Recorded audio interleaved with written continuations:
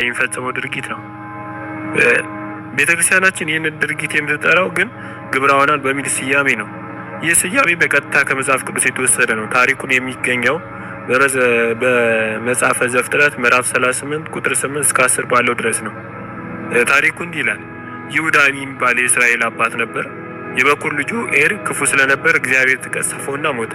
በዚያ ዘመን በነበረው ሕግ የሜሮን ሕግ መሰረት አንድ ሰው ልጅ ሳይወልድ ከሞተ ወንድሙ የሞተውን ወንድሙ ሚስት አግብቶ ለወንድሙ ዘር እንዲተካለት ይጠበቅበታል። ስለዚህ ይሁዳ ሁለተኛ ልጁ አውናንን ወደ ወንድምህ ሚስት ግባ አግባትም፣ ለወንድምህም ዘርን አቁምለት አለው። አውናን ግን የሚወለደው ልጁ የራሱ እንደማይሆን ስላወቀ ወደ ወንድሙ ሚስት በገባ ጊዜ ዘሩ በምድር ላይ እንዲፈስ በማድረግ አጠፋው።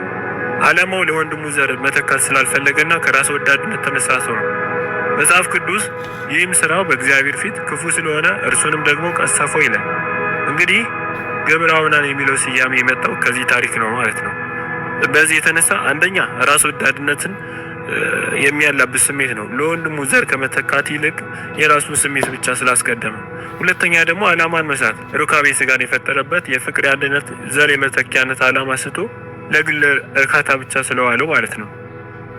ሶስተኛ ተንኮልና ክፋት፣ የሚወለደው ልጅ ለራሱ እንደማይሆን ስላወቀ ዘሩን እንግዲህ በምድር ላይ አፍስሷል ማለት ነው። ስለዚህ ግለ ወሲብ ልክ እንደ አውናን ድርጊት ወሲባዊ ስሜትን ከእውነተኛ ዓላማው ከጋብቻው ውጪ ነጥሎ ለራስ ወዳድነትና ለግል እርካታ ብቻ መዋል ስለሆነ ግብረ ሕማማት ተብሏል። በቤተ ክርስቲያን ስለ ወሲብ ወይም ስለ ሩካቤ ስጋ ምን ታስተምራለች የሚለው ነው። የፍትወትና የሩካቤ ስጋ ቦታ በኦርቶዶክስ አስተምሮ ግለ ወሲብ ለምን ኃጢአት እንደሆነ ለመረዳት በመጀመሪያ ቤተክርስቲያን ስለ ወሲብ ያላትን አዎንታዊ ትምህርት መረዳት አለብን። ሩካቤ ስጋው የእግዚአብሔር ስጦታ ነው። እግዚአብሔር ሰውን ሲፈጥር ወንድና ሴት አድርጎ ፈጠራቸው ይላል በዘፍጥረት ምዕራፍ 1 ቁጥር 27 ላይ እንዲባዙና ምድርን እንዲሞሉ አዟል። ስለዚህ ሩካቤ ስጋ ተፈጥሮ በራሱ ኃጢአት አይደለም፣ ቅዱስና መልካም ነው። ሁለተኛ ትክክለኛ ቦታው ቅዱስ ጋብቻ ነው። ይህ ቅዱስ ስጦታ የሚገለጥበትና የሚከበርበት ቦታ እግዚአብሔር በባረከውና በቀደሰው የጋብቻ ተቋም ውስጥ ብቻ ነው። ቅዱስ ጳውሎስ መጋባት በሁሉ ዘንድ ክቡር መኝታው ንጹሕ ነው በዕብራውያን ምዕራፍ 13 ቁጥር 4 ላይ እንዳለው በጋብቻ ውስጥ የሚፈጸመው ሩካቤ ስጋ ክቡርና ንጹሕ ነው ማለት ነው። ሶስተኛ ዓላማው ሁለት ነው። አንደኛ ዘር መተካት፣ ብዙ ተባዙ ምድር ሙላት እንዳለው በዘፍጥረት ምዕራፍ 1 ቁጥር 28 ላይ። ሁለተኛ ደግሞ አንድነትን ነው። ስለዚህ ሰው አባቱና እናቱን ይተዋል፣ በሚስቱም ይጣበቃል፣ ሁለቱም አንድ ስጋ ይሆናሉ ዘፍጥረት ምዕራፍ 2 ቁጥር 24 ላይ እንዳለው። ይህ ባልና ሚስት በፍቅር የሚተሳሰሩበት አንድ የሚሆኑበት ሚስጥር ነው። ከዚህ ውጭ የሚፈጸም ማንኛውም የወሲብ ድርጊት ዝሙት፣ መንዝርና ግብረ ሰዶም እንዲሁም ልዩ ግለ ወሲብ ጨምሮ ከእግዚአብሔር ፍቃድና ዓላማ ውጭ ስለሆነ ኃጢአት ይባላል። በሶስተኛ ደረጃ ደግሞ ግለ ወሲብ ለምን ኃጢአት ተባለ? ከቅዱሳት መጽሐፍ አንጻርስ ያለው አውድ ምንድን ነው የሚለው እንዲህ የችግሩ ስር ከድርጊቱ በስተጀርባ ያለው መንፈስ ግለ ወሲብ ኃጢአት የሚሆንባቸው ዋና ዋና ምክንያቶች እነዚህ ናቸው። አንደኛ ከዝሙት ኃጢአት ጋር የተያያዘ ነው። ግለ ወሲብ በአብዛኛው የሚፈጸመው በዝሙት ሀሳብና ምኞት ታጅቦ ነው። ጌታችን ኢየሱስ ክርስቶስ በማቴዎስ ወንጌል ምዕራፍ 5 ቁጥር 28 ላይ ወደ ሴት ያየ ሁሉ የተመኛትም ያን ጊዜ በልቡ ከእርሷ ጋር አመንዝሯል ብሏል። ይህ የሚያሳየው ኃጢአቱ የሚጀምረው በልብ ውስጥ ካለው ምኞትና ሀሳብ መሆኑ ነው። ግለ ወሲብ ይህንን የልብ ዝሙት ወደ ተግባር የሚቀይር ድርጊት ነው። ቅዱስ ጳውሎስ ከዝሙት ሽሹ ሲል ሁሉንም አይነት ከጋብቻ ውጭ የሆነው የወሲብ ድርጊቶች በሙሉ ያጠቃልላል። ሁለተኛ ስጋን ያረክሳል። ሰውነታችን የእግዚአብሔር ቤተ መቅደስ ነው። ቅዱስ ጳውሎስ ወይ ስጋችሁ ከእግዚአብሔር የተቀበላችሁት በእናንተ የሚኖረው የመንፈስ ቅዱስ ቤተ መቅደስ እንደሆነ አታውቁምን? በዋጋ ተገዝታችኋልና፣ ስለዚህ በስጋችሁ እግዚአብሔርን አክብሩ ይለናል ማለት ነው። በዝሙት ሀሳብና በግለ ወሲብ ሰውነታችን ስናቆሽሽ ይህንን የመንፈስ ቅዱስ ቤተ መቅደስ እያዋረድን እያረከስን ነው። ሶስተኛ ራስ ወዳድነት ነው። ቀደም ሲል እንዳለው ሩካቤ ስጋ እግዚአብሔር የሰጠው ለራስ ወዳድነት ሳይሆን ለፍቅርና ለአንድነት ነው። ግለ ወሲብ ግን ሙሉ በሙሉ ራስን ብቻ ማዕከል ያደረገ ለሌላው የማይሰጥ ፍቅር አልባ ድርጊት ነው። የክርስትና መሰረቱ ራስን ሳይሆን ባልንጀራን ውደድ። ይህ ድርጊት የዚህ ትእዛዝ ተቃራኒ ነው ማለት ነው። What does it mean to truly live life? It's growing your wealth your way and opening a ተቃራኒ ነው ማለት ነው። አራተኛ ሱስ ያዚዛል። ልክ እንደ ማንኛውም ሱስ ግለ ወሲብ ወይም ግብረ አውናን በቀላሉ አእምሮንና ስጋን ይቆጣጠራል። አንድ ጊዜ የጀመረ ሰው ከዚያ ለመላቀቅ ከፍተኛ ትግል ይጠበቅበታል ማለት ነው።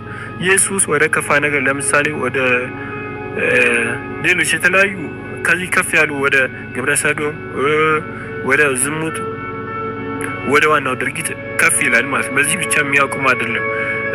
ይህም ዓይንና ልብን አእምሮን በርኩሰት ይሞላል። ከታች አንስቶ ቀስ እያለ የሚያድግ ድርጊት ነው ማለት ነው።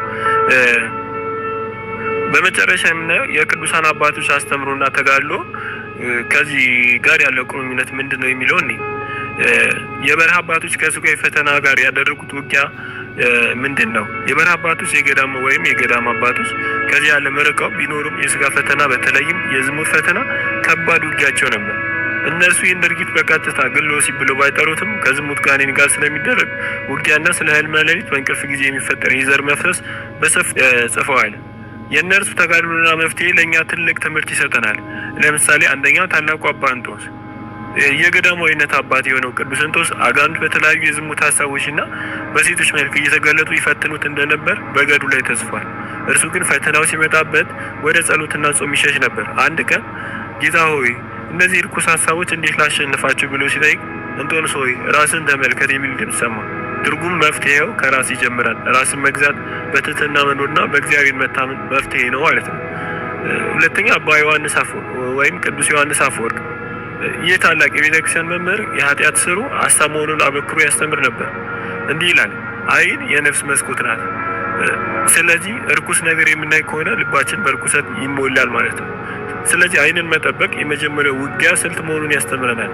ዛሬ ላይ ይህ ማለት ከፖርኖግራፊ ጸያፍ ፊልሞችና ምስሎች በጣም መራቅ እንዳለብን የቅዱስ ዮሐንስ አፈወርቅ ትምህርት ዓይንህ የነፍስ መስኮት ናት የሚለው ይገልጻል።